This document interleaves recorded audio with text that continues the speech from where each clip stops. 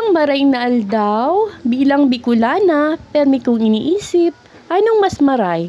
Magturog uli o mag-start kang aldaw? Pero sige, pinili kong magmata para maghatod ng inspirasyon. Kaya dapat, panuodon mo ini. Naisipan nga ni Mama na magdumanda kami kina Ate Shirley, tagulping gulay. Uya na nga ni ang magtugang, naabutan mi na nagpipili ning maray sa kaang dai. Simulan ko na nga ni po ang sakuyang video. Naglalakaw nga ni kami papunta kina Ate Shirley. Ini pala itong salog na bagong gawa ang tulay. Pasensya na po kamo sa boses ko ngunyan, tamay sipon po ako. Sabay kalintura. Napakaganda nga ni kang tanawon digdi. Kasalukuyan pa nga ning ginagawa ang blood control. Yan ay okay na po ang tulay mi. Nakakaagi na po ang mga estudyante at mga karatig na lugar. Lalo na po ngunyan na may bagyo na naman. At least po ay safe na sindang makakadigdi sa pambuhan. Hiling manindo ang gandang maray kang panahon ngunyan. Nagpunta kami dyan kasubagong ugto. Okay pa ang panahon pero ngunyan baga grabe na naman ang uran. Para nanginangani ang bagyo sabi sa barita. Harani na ngani kami sa harong ni Ate Shirley. Huya na kami sa bungad at nainot na nga ni si Mama. Pag-abot mi nga ni ay naabutan mi ang magtugang na ini. Purok manamaray ang magtugang na ini, ang magtururugang na ini pati si Ate Shirley. Kagurugulpi nga ni sindang tanong digdi. Maganda man nga ni pag may arog ka ining tanuman, talibre na ang sa indong panira. Wrong timing nga ni ang pagpunta ko digdi. Sabi nga ni Ate Shirley kung nagpunta ako digding amay ay maabutan ko pa si pagharbis ninda nakagurugulping ang palaya. Di ko aram kung bakit naglabo si camera ko. Abutan ko nga ni ining mag-agom na ini na nagpipili din ning maray sa kadai. Tay di-deliver man nga ni ninda. Siyempre nga ni, di man maiiwasan na may maray sa kadai. Gulpi man nga ni ang nare-reject dyan. Yung iba nga ni ay tinao na lang ni Ate Shirley. Nga ni Mama, maipon daw kami ning pagkakan sa harong tamay bagyo. Di kami ni Mama digdi tamabakal din kami ning ampalaya. Sana man nga ni magkaugwaman akong arog ka ini. Pangarap ko baga ini. Magandahon man nga ni magpara harvest na arog ka ini. Fresh na fresh yung mga gulay. Ribo nga ni ang mga mata ko kahihiling. Ang ganda pong hilingon. Sabi ko kay Mama ay kuhaan niya ako ning picture. Niya ako yung video. Ay tahabo man nga ni akong kuhaan. Pero tinukduan ko si Mama mag-video ta sayang ang view. Supog man nga ni ining daragang ini sa camera. Ayan, habong magpahiling sa camera. Pero kagagandang babae. Tinukduan nga ni ako kung paano mag-harvest. Ginugupit lang pala niyan. Nagbakal nga ni kami ning 1 kilo.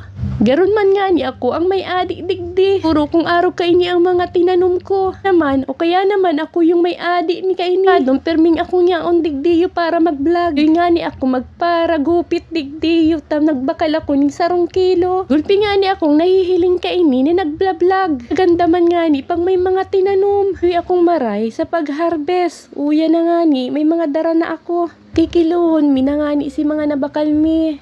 Bukod nga ni sa ampalaya, meron pa nga ning talong, saka, sitaw. Pero nga ni, habo ko nang humali digdi. Basta maurap ka lang nga ni magtanong digdi sa probinsya, ay buhay-buhay ka na. Pwede ka nga ni magtanom. Arog kaya no, kagurugulpi mga pananom si Ate Shirley, tiday nagugutom. Magluwas lang sa indang harong ay may pagkakana. Lulutuon na lang. Saka sariwa pa. Gulpi na nga ni, akong nako Haraat yan nga ni ay may nag-aapod. Tamabakal man din nga ni ining ampalaya. Enjoy talaga ako pagpunta ko digdi. Huya na nga si Mama, biribit-bit na si ampalaya na naharbis ko. Takikiluhon mi na nga ni digdi. Uya na, tapos na kami at pauli na kami. Gulpi ang naku aming gulayon. Nga ni Ate Shirley, sa mga tao mong gulayon. Ang nabakal lang ni mi ay ampalaya. Kaya nga ni, barato pa pag dyan pa nakabakal. Pero pag na-deliver na ninda, syempre may dagdag presyo na ito. Paulinan nga ni kami ni Mama dyan pero nagpiripicture muna ako. Sabi ko nga ni kay Ate Shirley, gulpi siyang linigon takadarada kula ang kain sa indang daga. Dahil niya kakayanon ang paglinig digdi. Mabalik na nga ni kami sa harong. Kagaraganda man nga ni kang panahon ngunyan na magpunta kami kina Ate Shirley. Ang gina, maura ng maray digdi sa Bicol. At least mag-agi man ang bagyo ay may pagkakan kami. Gulpi kaming bit-bit na gulayon. Tinabangan ko na nga ni si Mama pag bit-bit.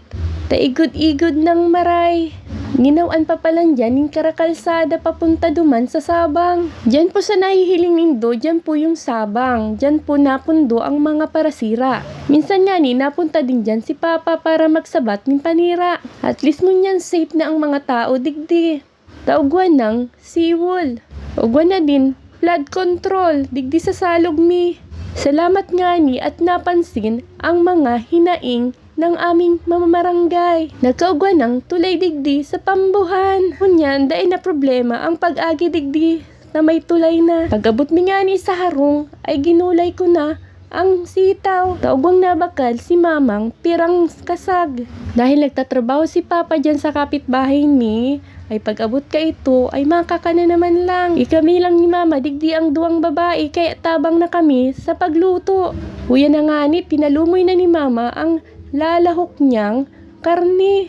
Bahala na kamo sa Bicol ko, taminsan may Tagalog, may Bicol. Bago nga ni kami naghali, ay may mga siraan nang nilinigan si Mama. Namanamit nga ni sa gulay ang may prito. May gulay na, may unon na, may prito pa. Yan ang kagandahan digdi sa Bicol. Talagang mananawa ka sa mga seafoods. Ako na nga ni ang nagkutkod at handa ng mga sangkap na gagamito ni Mama para mapabilis ang pagluto. Bukod nga ni dyan, may dakulang sira si Mama. Pero itatago ko muna sa rep nga ni may pagkakan pa at siya nabanggi o sa aga. Nagkudkod na din ako ninyog. Tapigsalang ko na nga ni ang niluluto ko tay lalaag ko na ang guta. Para at yan, luto na yan. Oh, yan na. Linig na nga ni sisira ni Mama. Manamiton man nga ni ining sa bawan. Di ko aram ko anong luto kayan at yan nabanggi tay itatago ko muna sa freezer. Pirmi nga ni kaming may panira sa freezer nga ning may pag magluto ay uga pang lulutuon. Huya na, luto na nga ni po ang sitaw na ginutaan. Manamiton man po baga. But nga ni si Aki kung pantulo. Ta nag-anunsyo ang eskwelahan na mayong laugabos. Ta may bagyo po nga ni digdi sa Kabikulan. Kami po ang sentro kaya naghahanda na din po kami. Nangani kami kayan taluto na. Nahiling po nindo na manamito ng maray ang ginutaan na sitaw na may alimasag, may taba pa ning baboy. Kaya karakanan po kita, manamiton po ang panira midigdi sa Bicol. At mag-ingat po tayong lahat. Hanggang digdi na lang po ang video ko. Mag-iringat po kita gabos. Follow for more and share na rin po sa aking mga video. Salamat!